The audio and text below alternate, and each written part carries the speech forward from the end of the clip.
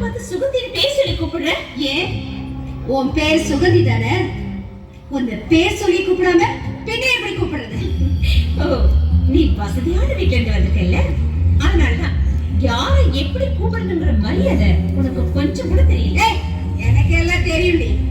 தெரிஞ்சுதான் அப்படி கூப்பிடுறேன். ஒரு கொலகாரிய போய் யாராவது மரியாதையா கூப்பிடுவாங்களா? என்ன கொலகாரியா? என்ன கொலகாரியா? என்ன கொலகாரின்னு சொல்ற? ஒரு சின்ன உயிருக்கு கூட தீங்கு விளைவிக்க கூடாதுன்னு நினைக்கிறவனா? நீ சின்ன உயிருக்கு கூட தீங்கு விளைவிக்காம இருக்கலாண்டி. ஆனா ஆனா எங்க அண்ணன் உயிரை பறிச்சவரை நீ. ரோஷினி, சம்மதம் இல்லாம என்னோட வெளிப்படையா பேசுறேன். கூட காலேஜில் படிச்சானே எங்க அண்ணன் ரஞ்சித், ஞாபகம் இருக்காடி உனக்கு? ஞாபகம் இருக்கா இல்லையா? ஞாபகம் இருக்கு. ரஞ்சித் ஓ அண்ணனா? அவன் என் கூட பிறந்த அண்ணன். அவன் உன்னை காதலிக்க தொடங்குனதுல இருந்து நீ அவனை வேண்டாட மறுத்தது வரைக்கும் அத்தனையும் டைரியில எழுதி வச்சிருக்கான். நீ என்னைக்கு அவனை கட்டிக்க மறுப்பு தெரிவிச்சியோ அன்னைக்கே அவனோட மனநிலை பாதிக்கப்பட்டு ஒரு கார் ஆக்சிடென்ட் நடந்திருக்கு. அவ சாவுக்கு ஒன்ன தவிர வேற யாருமே காரணமா இருக்க முடியாதடி. அட்ரஸ் தேடி கண்டுபிடிக்க தாண்டி எனக்கு இத்தனை நாள் ஆயிட்டு. உன்னை பழி வாங்கணும்னு முடிவு பண்ணினேன். இந்த வீட்டுல இருக்கிற உன்னோட செல்வாக்க அழிச்சு உன்னை நடுத்தரவுல நிறுத்த தாண்டி நான் இந்த வீட்டுக்கு கல்யாணம் பண்ணி வந்தேன். சரவணனோட ஜாதகத்தை தரகர் மூலமா எங்க அப்பாவுக்கு அனுப்புனேன். சரவணனை நானே செலக்ட் பண்ணுனேன். அது சரவணன் திறமைக்கு இல்லடி, உன்னை பழி வாங்குறதுக்காகடி. உன்னை பழி வாங்குறதுக்காக. ரோஷினி, உன் அண்ணன் என்ன காதலிச்சா? நான் அவரை காதலிக்கிறேன்னு பல தடவை சொல்லிட்டேன்.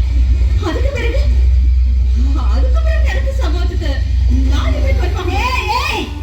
இப்படி எல்லாம் சொல்லி நீ எனக்கு தப்பிக்க முடியாது. நீ என்கிட்ட இருந்து தப்பிக்கவே முடியாது. நீ என் மேல அன்பையும் பாசத்தையும் பொழிஞ்ச வேண்டிய அவன் ஒன்னாலதான் இந்த நிலைமைக்கு ஆளாதான். ஸ்டேஷனுக்கு போனா இந்த கேஸ் நிக்காதுன்னு எனக்கு நல்லா தெரியும். அதனாலதான் உன்னை நேர்ல பார்த்து பழிவாக வந்திருக்கேடி. கூடிய சீக்கிரம் இந்த வீட்டை விட்டு உன்னை விரட்டி நடுத்தரவுல நிக்க வைக்கிறதா இல்லையா பாரு. ரோஷினி, நீ நினைக்கிறது எதுவும் நடக்க போறது இல்லை. அந்த ஆண்டவன் என்ன நினைக்கிறானோ அதுதான் நடக்கும். நான் வாழ்க்கையில எல்லா கஷ்ட நஷ்டங்களையும் அனுபவிச்சுட்டு தான் வந்திருக்கேன். இதையும் அனுபவிச்சுதான் ஆகணும்னா அனுபவிச்சுட்டு போறேன். சரவணன் நல்லா இருக்கணும்டா நான் உங்க கல்யாணத்துக்கு சம்மதிச்சேன். அவனை நினைச்சாதான் எனக்கு இப்ப கஷ்டமா இருக்கு. சரவணன் ஏன் புருஷன்டி. அவருக்கு எந்த கஷ்டத்தையும் நான் வரவிட மாட்டேன். கஷ்டத்தை அனுபவிக்க போறது நீ மட்டும்தான். சொல்லாம அடிச்சா வலிக்காதடி. அதான் சொல்லி அடிச்சாதான் வலிக்கணுதா. இத பண்றேன். அதான் யாரும் இல்லாத நேரம் பார்த்து உங்ககிட்ட சொல்லணும்னு நினைச்சேன். சொல்லிட்டேன். இனிமே இங்க என்ன நடக்கு எதுக்கு நடக்குன்னு போக போக நீயே புரிஞ்சுக்க. என்னை பத்தி நீ புரிஞ்சுக்காத வரைக்கும் உன்னை பத்தி நான் எதுவும் கவலைப்பட மாட்டேன். எதையும் கடந்து போற சக்தியே ஆண்டவன் எனக்கு தருவான். ஏமா சுகந்தி, ரோஷினி, அக்கான தங்கச்சி என்ன பேசிட்டு இருக்கீங்க? ஆண்டவன் நமக்கு எல்லாமே நல்லா தான் தருவான். அதனால தான் நாங்க ரெண்டு பேரும் கோயிலுக்கு போயிட்டு வந்த சமயம் பார்த்து நீங்களும் ஆண்டவரை பத்தி பேசிட்டு இருக்கீங்க. அம்மாடி, சுகந்தி, ரோஷினி, அம்பாளுக்குரிய குங்குமம் இதுல இருக்குமா? எடுத்து நெத்தியில வச்சுக்கங்க.